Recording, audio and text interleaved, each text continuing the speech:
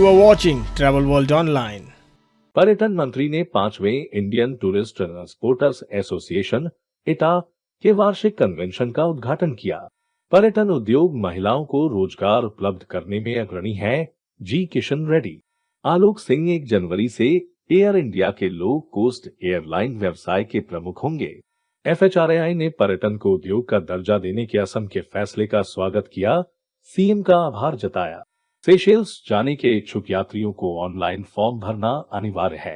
Take आधारित platform intercity connectivity में बड़े पैमाने पर योगदान दे रहे हैं इंटरसिटी के सीईओ मनीष राठी। केंद्रीय पर्यटन मंत्री जी किशन रेड्डी ने गुरुवार को नई दिल्ली में 5वें Indian tourist transporters association ITTA सम्मेलन का उद्घाटन किया, जिसकी theme building green pastures for safe and sustainable tourism था।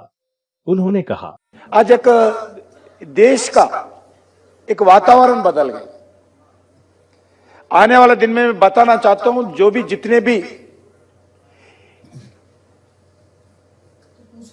इंडियन कम्युनिटी विदेश में है, इंडियन डायस्पोरा विदेश में है, सभी लोग कोई टेक्निकल कुछ नहीं कर पाएगा। आने वाले दिन में भारत आएंगे। वो देखना चाहते हैं राम जन्मभूमि स्थान, वो देखना चाहते हैं बुद्ध भगवान जी का कुशीनगर, वो देखना चाहते हैं वाराणसी काशी, वो देखना चाहते हैं सोमनाथ, वो देखना चाहते हैं उज्जैनी, वो देखना चाहते हैं अमृतसर। आने वाले दिन में टूरिज्म डिपार्टमेंट के द्वारा लगभग 100 IC सेंटर्स को हम विकास करने वाले हैं। 100 सेंटर्स।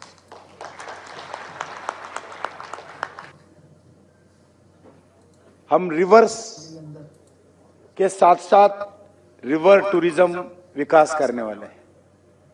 वाइल्ड लाइफ टूरिज्म के लिए अलग अलग मीटिंग्स मिनिस्टर ऑफ एनवायरनमेंट के साथ मैं कर रहा हूं। जल शक्ति के मिनिस्टर के साथ रिवर टूरिज्म के लिए मीटिंग कर रहा हूं। मैं अभी नितिन गडकरी जी का बात किया है। अगर कोई सेक्टर नरेंद्र मोदी जी सरकार आने के बाद लाभ मिला है, वो सेक्टर है transport sector, tourism transport sector. कारण नेशनल हाईवेज नॉर्थ ईस्ट में जाता था, एक स्टेट से अगर दूसरा स्टेट जाने के लिए 16 घंटा 18 घंटा होता था।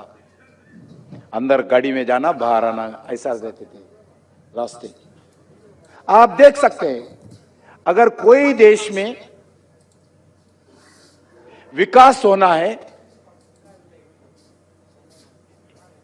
इन्वेस्टमेंट्स आना है, इसके लिए एक कनेक्टिविटी जरूरी है। बिना कनेक्टिविटी का कोई इन्वेस्टमेंट्स नहीं आते हैं। आज दुनिया में एवरीडे 30 किलोमीटर्स नेशनल हाईवे कोई देश में बनता है। फॉरेन टूरिस्ट अराइवल्स, अच्छे वातावरण होगा। कोई डरने का बात नहीं है। फॉरेन टूरिस्ट नहीं आ रहे, जरूर आएंगे, उनको दूसरा रास्ता नहीं है, भारत ही एक रास्ता होगा। मगर हम मार्केटिंग नहीं कर पा रहे, हम ब्रांडिंग नहीं कर पा रहे। पूरा विश्वास है। जो भी समस्या, अभी बैंकिंग का समस्या हो, नहीं तो अलग अलग टैक्सेस का समस्या हो, बॉर्डर पे स्टेटों के बीच में रोकने का समस्या हो, जरूर उस दूर करने के लिए नरेंद्र मोदी जी के नेतृत्व में हम प्रयास करेंगे। टाटा के स्वामित्व वाली एयर इंडिया अपने लो कोस्ट वाले व्यवसाय को मजबूत करने की दिशा में काम कर रही है। इसलिए एयर एशिया इंडिया और एयर इंडिया एक्सप्रेस का कार्यभार एक ही मुख्य कार्यकारी अधिकारी CEO को सौंपा जा रहा है। एयर इंडिया एक्सप्रेस के वर्तमान CEO Alok Singh air India के लो कोस्ट वाले व्यवसाय के एकमात्र CEO के रूप में कार्यभार संभालेंगे, जो 1 जनवरी 2023 से एयर एशिया इंडिया को एयर इंडिया एक्सप्रेस के साथ विलय करके बनाया जाना तय है। विश्वसनीय सूत्रों के अनुसार सुनील भास्करन एयर इंडिया की विमानन प्रशिक्षण अकादमी का नेतृत्व संभालेंगे। इस साल जनवरी में एयर इंडिया का अधिग्रहण करने के बाद टाटा समूह संचालन को सुव्यवस्थित करने के लिए लगातार प्रयासरत है। Near the heart of India, a land filled with surprises. In the mighty force of your waters, you hold the deepest secrets that take us back in time. When it's said that the gods walk this land, this is where we feel the warmth of your faces. Come, experience Chhattisgarh. जबकि Seychelles ने सभी Covid प्रतिबंध हटा दिए हैं, फिर भी यात्रियों के लिए प्रवेश फॉर्म ऑनलाइन भरना और आगमन से पहले सुरक्षित अनुमोदन अनिवार्य है। सेशेल्स की सभी सीमा संबंधी औपचारिकताओं को डिजिटल कर दिया गया है और सेशेल्स इलेक्ट्रॉनिक बॉर्डर सिस्टम के माध्यम से सेशेल्स में प्रवेश करने से पहले सभी यात्रियों द्वारा पूरा किया जाना अनिवार्य है।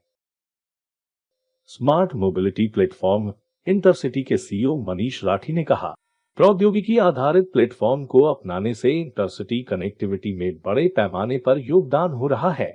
व्यापक विस्तार और नवीनीकरण के माध्यम से शीर्ष स्तरीय मानकों को पूरा करने के लिए भारतीय सड़क नेटवर्क को उन्नत करने के सरकार के लक्ष्य के अनुसार हम बसों और मार्गों की संख्या में वृद्धि की उम्मीद करते हैं।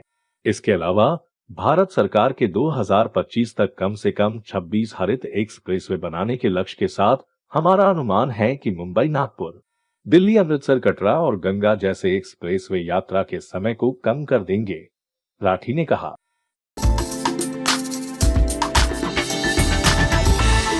You are watching Travel World Online.